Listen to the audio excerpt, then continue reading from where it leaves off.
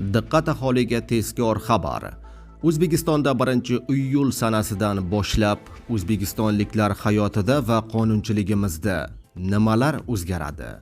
Oyliklar, pensiyalar, nafaqalar, bolalar pullari qanchaga oshadi? Moddiy yordamlar kimlarga beriladi? Barcha savollaringizga ushbu videorolik orqali javob topasiz. Aziz kuzatuvchilar, videoroliklarni oxirigacha kuzating va videorolik ostiga o'zingizning samimiy fikrlaringizni yozib qoldiring. Like tugmachasini bosib kanalimizga obuna bo'lishni unutmang. Biz sizlar uchun eng so'nggi xabarlarni yetkazishda davom etamiz. Like bosgan insonning qo'llari Ka'batullohning devorlarini ushlasin.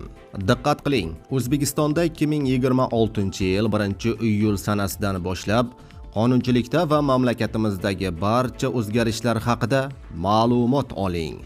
Birinchi, O'zbekistonda 1-iyul sanasidan boshlab ish haqqi, pensiya, nafaqa va stipendiyalar 7% ga oshiriladi. Ikkinchi, O'zbekistonda endi barcha elektron to'lovlar Uz-Pior yangi Pior kodlar orqali qabul qilinadi.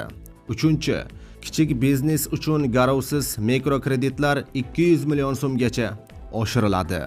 To'rtinchi, tibbiy xizmatlar sifatini ustidan nazoratlar yana ham kuchaytiriladi. Beshinchi, Toshkentda ko'p qavatli uylar mening uyim tizimi orqali boshqariladi.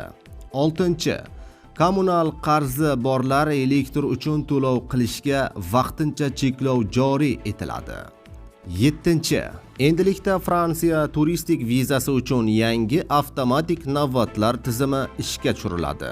Sakkizinchi, davlat xizmatlariga qabul qilish tartibi yangilanadi. Aziz do'stlar, bu barcha o'zgarishlar 2026-yil 1-iyuldan kuchga kiradi, deyiladi xabarda.